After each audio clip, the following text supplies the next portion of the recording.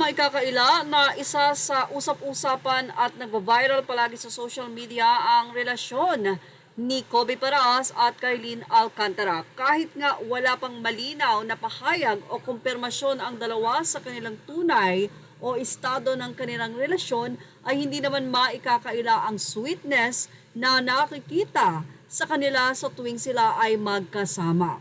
Pero ano nga ba itong bali-balita na naging pahayag ni Manay Lolit Solis na di umano ay pinagsebensya ng hindi maganda ni Kobe Paras na anak pa nga daw ni Benji? Narito mula sa kanyang Instagram ang ipinahayag ni Manay Lolit Solis ang kanyang kwento nang ma-encounter niya ang nasabing rumored boyfriend ni Kailin.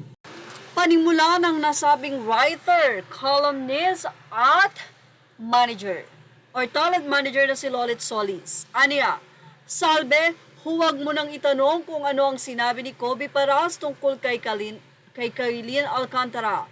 Naloka talaga ako nang sagutin niya ako ng please walang bastusan. Kailin is my girlfriend, sabay talikod at irap sa akin. Talagang laugh ako dahil para bang sobra sa pagmamalaki si Kobe na girlfriend niya si Kailin. Sobrang lucky ni Kailin dahil proud na proud si Kobe para sa kanya. Talaga bang parang precious trophy na dapat ipagmalaki sa lahat. Na okay, tuloy ako o na okray, tuloy ako ni Kobe nang sabihin ko na mas bagay sa kanya kung level Sharon Cuneta or Chris Aquino at talagang hindi siya nag-goodbye sa akin. Isnab ako totally. Hahaha, laugh na lang kami ni Benji Paras kaya nalimutan ko tuloy itanong bakit sila nandoon.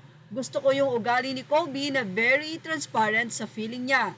Ipinakikita niya kung ano ang nararamdaman niya. Hahaha, itsurang mas snub niya nga ang mga tao na feeling niya hindi niya kakampi but not for anything. Bagay sila, Kobe Paras at Kailin Alcantara. Sana nga magtagal at mag-ending sa altar ang relasyon nila kahit hindi nila ako invite. Hahaha, kaloka talaga. Well, kahit na naisnab itong si Manay Lolit Solis, masaya naman siya dahil nakumpirma niya kung ano ang tunay na estado ng relasyon nila Kailin at nitong si Kobe. Anyway, lagi namang sinasabi ni Kailin na what you see is what you get. Yun nga lang, hindi nila madiretsa na kami na. Nagbiro pa si Kobe kamakailan lamang sa isang interview na lagi niya daw itong nababasa, we're just friends. But anyway, kinumpirma ni Kobe Paras kay Lolit Solis with the snub pa nga daw na girlfriend niya si Kailin Alcantara. Well, obvious naman. Yan ang ating Showbiz Stop update. Images are all credit to the rightful owners. Thank you for watching Showbiz Stop.